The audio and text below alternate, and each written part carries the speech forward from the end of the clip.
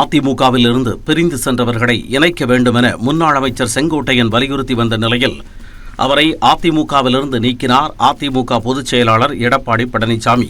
தொடர்ந்து செங்கோட்டையனின் ஆதரவாளர்களும் அதிமுகவில் இருந்து நீக்கப்பட்ட சூழலில் செய்தியாளர்களை சந்தித்த செங்கோட்டையன் பல்வேறு விஷயங்களை கூறினார். அதில் அதிமுகவை ஒன்றிணைக்க பாஜகவை தன்னிடம் கூறியதாகவும் பிரிவினை செய்ய பாஜக தன்னை நாடவில்லை எனவும் தெரிவித்தார்.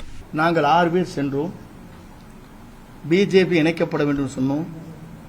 வெளியேற்றவில்லை, மீண்டும் நம் கழகத்தில் இணைக்கப்பட வேண்டும் என்று சொல்லி அங்கே என்ன நடைபெற்றது என்பது நான் வெளியே சொல்ல விரும்பவில்லை. ஆனால் அந்த அளவிற்கு வேகமான சொற்கள் அங்கே ஏற்பட்டது எனவும் நாடறியும்.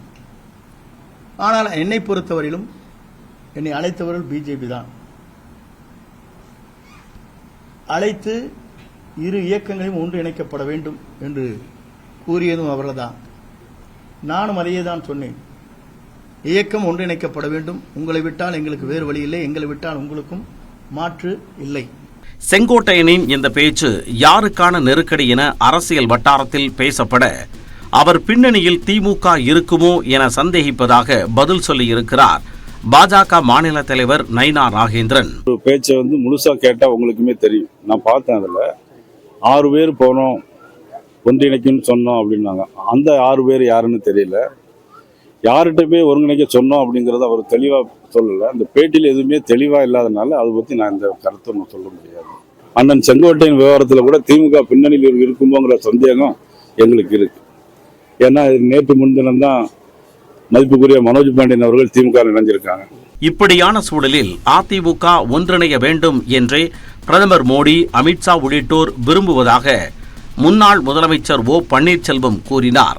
இன்றைக்கு மாண்புமிகு பாரத பிரதமர் அவர்கள் அனைத்து இந்திய அண்ணா முன்னேற்ற கழகம் என்ற இயக்கம் ஒன்றுபட வேண்டும் என்றுதான் அவரும் மாண்புமிகு உள்துறை அமைச்சர் மாண்புமிகு அமித்ஷா அவர்களும் மற்றும் பாரதிய ஜனதா கட்சியில் இருக்கின்ற மேல்மட்ட தலைவரும் விரும்புகிறார்கள்.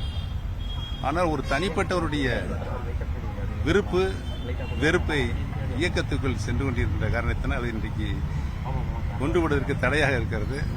தேசிய ஜனநாயக கூட்டணியில் இருந்து தான் விலகினாலும் பாஜகவினர் தன்னுடன் தொடர்ந்து பேசி வருவதாகவும் அவர் கூறியிருக்கிறார்.